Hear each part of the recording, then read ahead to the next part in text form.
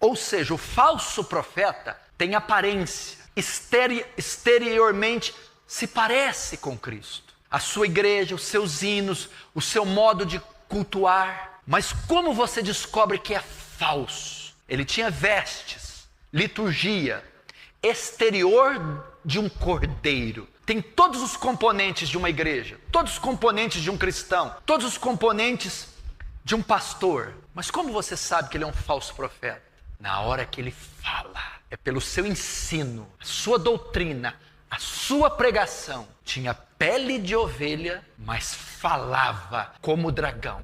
A sua doutrina é de demônio. A sua ensino é uma heresia. Jesus disse que assim eles serão. Você não descobre eles pelos sinais que eles fazem. Que a Bíblia diz aqui que ele fazia sinais, ó. Exerce toda a autoridade da primeira besta na sua presença e faz com que a terra e seus habitantes adorem a primeira besta. Verso 13, também opera grandes sinais, de maneira que até fogo faz descer do céu. Você que fica impressionado com sinais, principalmente no meio pentecostal, adora sinais, curas, milagres, sinais. Aqui, ó, a besta que está aqui fazia sinais, fazia prodígios. Pastor, está tendo sinais, é só você ver a TV, curas, vomitam câncer, nascem olhos, ressuscitam, prosperam, prodígios, sinais. Pois é, a besta faz sinais, Satanás faz sinais. Sinais não podem nos impressionar, e sim doutrina. Parecia cordeiro, tinha vestes de cordeiro, fazia prodígios e sinais como cordeiro,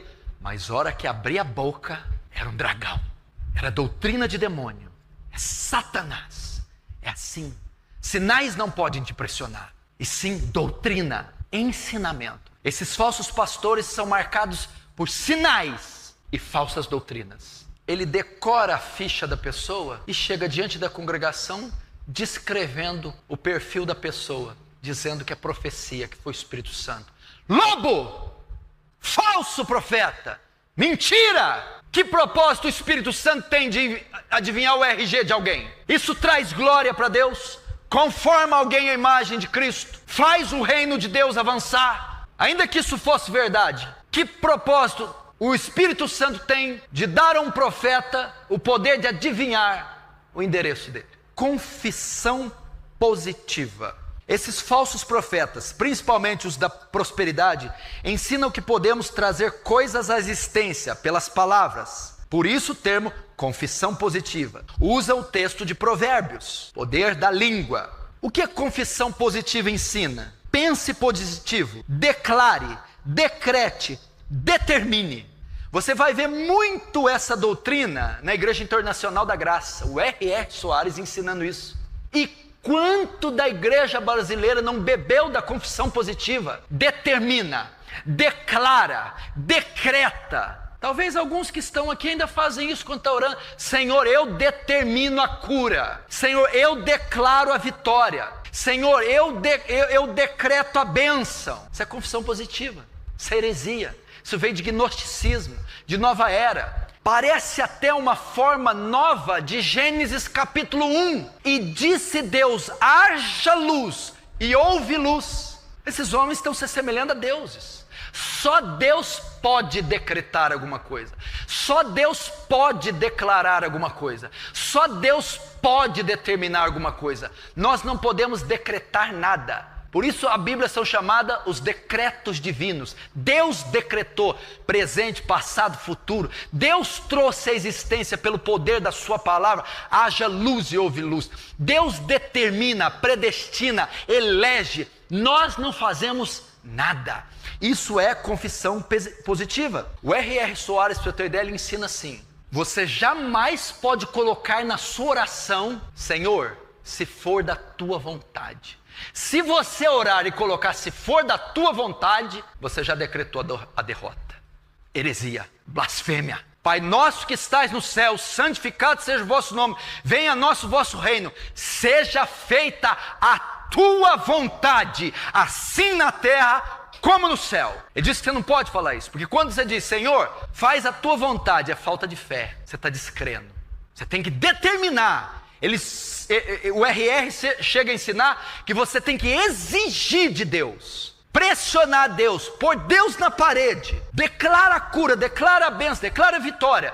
Quem ensina isso? Edir Macedo, R.S. Soares, Benny Hinn, Kenneth Hagin, Kenneth Copeland. Nós estamos aqui para denunciar esses falsos profetas. Eu só mostrei a ponta do iceberg, só um fio de cabelo do que está aí em nossa nação. Nós não podemos nos calar, nós não podemos assistir eles fazerem isso com a fé. Eles estão vituperando a cruz de Cristo, eles estão escarnecendo o Espírito Santo, estão profanando o sangue da nova aliança, estão calcando os pés o Filho de Deus e o Espírito da graça. Eu sei que eles têm poder econômico, eles são multibilionários, eles têm poder político, eles têm dezenas de deputados, governadores e senadores. Eles têm poder midiático. Eles podem, com um botão, um telefonema, aniquilar qualquer um que estiver no caminho deles. Eles são poderosos, milionários. Eles têm alianças poderosas. Eles têm poder social, poder econômico, poder político. Mas deixa eu dizer uma coisa para esses falsos profetas. Eles não têm o poder do Evangelho. Eles não têm o poder da graça. Eles não estão sob a graça de Deus. Eles não foram enviados por Deus. E o juízo deles não dormita. Que você abra seus olhos, que você saiba discernir os tempos. E à volta do Filho do Homem haverá falsos profetas que farão tão grandes sinais que, se possível, enganariam até os escolhidos. Acautelai-vos, pois eu tenho dito, acautelai-vos dos falsos profetas, pois vêm vestidos de ovelhas, mas no seu interior são lobos devoradores. Deus tenha misericórdia dessa nação. Deus tenha misericórdia de nós. A palavra de Deus já nos advertia sobre os falsos profetas, aqueles que fariam do evangelho um comércio, que distorceriam a verdade para atender aos desejos carnais e que enganariam multidões com sinais e promessas ilusórias. Estamos vivendo tempos difíceis, tempos em que muitos têm trocado a verdade de Cristo por um evangelho corrompido, centrado no homem, na prosperidade e no sucesso terreno. Mas a verdadeira fé não se fundamenta em riquezas, em promessas de conforto ou em milagres visíveis. O verdadeiro evangelho é sobre arrependimento, transformação e santidade. É sobre carregar a cruz e seguir a Cristo, mesmo que isso signifique rejeição, sofrimento e perseguição. Nosso Senhor nunca prometeu uma caminhada fácil, mas prometeu estar conosco até o fim. Por isso, eu te pergunto, em que evangelho você tem crido? No evangelho da cruz ou no evangelho do mundo? No evangelho que prega renúncia ou no que alimenta desejos carnais? Precisamos estar atentos, vigilantes e enraizados na palavra para não sermos enganados. Que Deus nos conceda discernimento e firmeza para permanecermos fiéis à sua verdade. Que não sejamos levados pelo vento de doutrinas falsas, mas firmados na rocha inabalável, que é Cristo. E que possamos, com coragem e temor, anunciar o evangelho puro e verdadeiro, custe o que custar. Sinta-se à vontade para debater com respeito sobre esse tema na seção de comentários. Não se esqueça de deixar o gostei e se inscreva no canal para receber